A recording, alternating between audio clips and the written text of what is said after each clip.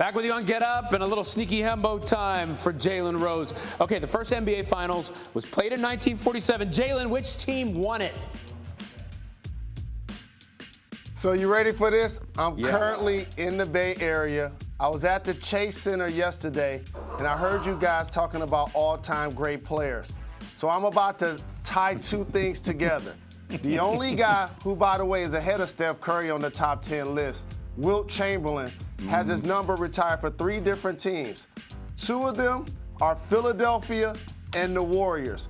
Just so you know, Himbo, you learned that in the basics. Now, if you ask me the second champion, I would not know. So Philadelphia Warriors is the answer. And you are right. Oh! What I love is not only did he get, look at Hembo, no way. Not only did he get it right, but he owned it by dissecting it scientifically. You're the MVP of the show. And you just came by. Unbelievable. All right, man. Good one. And I didn't even know that. All right, over under. Let's play a little game of prop bets with Jalen. Game 1 tonight. Jalen, over or under Jason Tatum, 28.5 points. I think he has a terrific series. In the previous one, they basically won each time he scored at least 29, which means if I take the over, I think they're going to win game 1. I'm taking the under because I believe the Golden State Warriors win game 1. Okay, all right. So over or under Draymond Green, 0.5 blocks. So this is easy. This is over. And as a matter of fact, when you win your money in the first half, bet on it again because I feel like he's going to have at least 2 blocks in this game. He's going to have so many opportunities to change shots, contest shots, to play against perimeter players and interior players. He goes over. Okay, all right. Over or under Steph Curry, 27.5 points. So everybody understands the assignment going into these finals. Steph Curry plays like the finals MVP, and the voters actually choose him to be. So it starts tonight. He goes over. And the thing about that number is Steph Curry's going to get 30. Like, did you guys see Luka last series against the Warriors? I believe Steph Curry understands the assignment against the Celtics. Everybody else may not be able to get off consistently, but he will. Okay, all right. JJ had him coming in a little under, but it's like you're saying he's going to make a statement coming right out of the gate. So overall, you say 30. What else are you looking to see from Steph tonight? Aggression. And the one thing, Ryan, about these Golden State Warriors is everybody knows their playoff pedigree, their championship pedigree. And the elephant in the room, you guys were just talking about it coming into this segment. Steph understands the all-time greatness of the NBA. He's the son of a gun, literally. Dell Curry, his brother's in the league. We get a chance to see him be a father, a husband, a son, a brother, and now a finals MVP. I believe Steph Curry starts out sending a message to the Boston Celtics, to Marcus Smart, that he's unguardable. And some of the shots that he normally passes up and the matchups that he normally turns down, I think his attempts are going to be up, his aggression will be high, so therefore he gets me that 30 that I'm talking about. So that's a great point, but you bring up Marcus Smart. I mean, you're talking the defensive player of the year. What do you make of that matchup? If you think Curry's coming out aggressive, how's Smart going to combat that? Screen, pick, that's all. It ain't that hard. Hey, somebody come pick and get him off of me. And then all of a sudden, you're guarded by Al Horford. You're guarded by Robert Williams III. You're guarded by Grant Williams. Remember who initiates offense for the Golden State Warriors. It is Steph Curry, but it's actually Draymond Green who leads them in assists constantly because Steph is at his apex on catch and shoots, off down screens, off baseline screens, off reverse actions. The reason why Steph is special is that he can get it off the dribble with the best of them, but he also can do it off the catch with the best of them. And in a lot of that actions, he's going to be so far away from the basket, it's going to force the Celtics to do a ton of switching because they do more switching than anybody basically anyway. Okay, so you're not worried about that switching, then taking Steph off his game? Because obviously we know he moves so well without the ball. But at the same time, this Celtics defense does so well on switches. The pressure's off. Think about what Steph has the chance to do. Think about what these Warriors have a chance to do. They've had a chance to see Steph win 2 MVPs, 1 unanimous, a championship before KD. 2 with KD, and now they're back in the finals without him? You already saw Draymond nudge Steph when he said that he got double-teamed 7 times more than KD.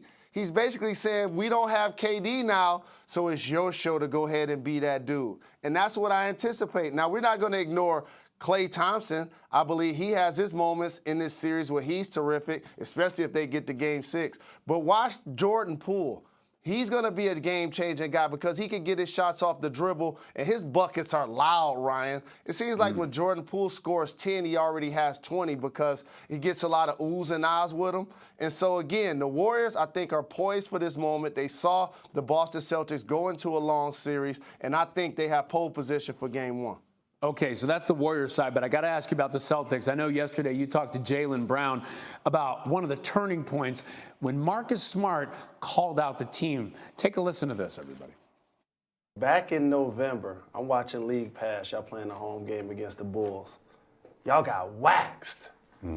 Marcus Smart, the Defensive Player of the Year, came out and had some comments in the media. How did you guys navigate that at that point of the season? That was a game we were supposed to win, too. We was up. We ended up losing by like 15. So it was tough. We figured out a way we talked it out, and we figured out a way to get on the same page, and ended up working out in the long run.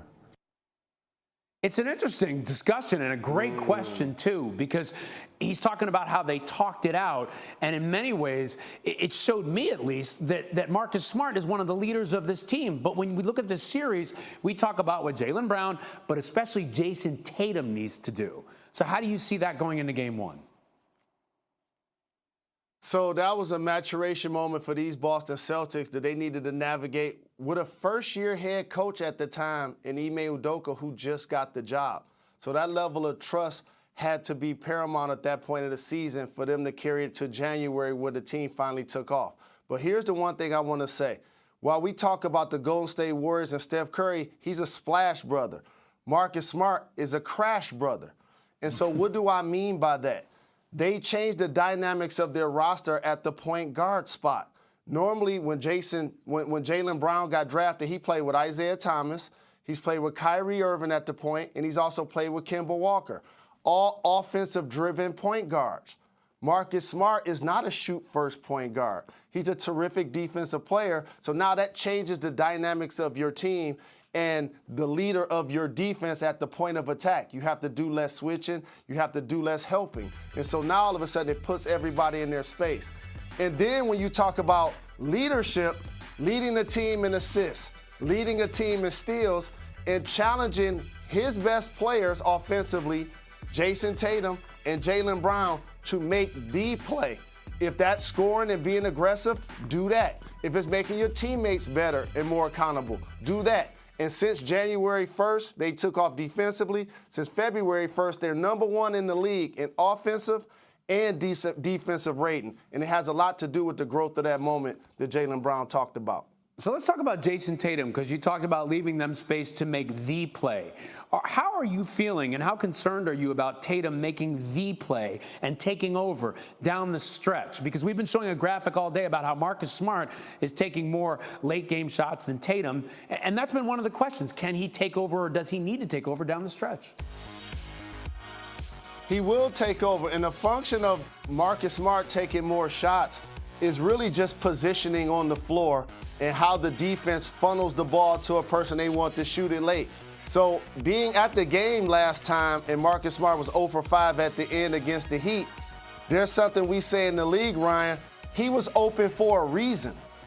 And so now what the Celtics will do is they'll move Tatum around and put him in position where he can do 1 or 2. Like, they had a great inbounds play, I think you just showed it right there, where they kicked it into Tatum and he did a Mamba move, faked over the shoulder and made a turnaround jumper. So I think that's the growth in this game. Now the defenders for the Golden State Warriors will be Wiggins, will be Kuminga, will be Klay Thompson. They'll do a good job of making Jason Tatum work.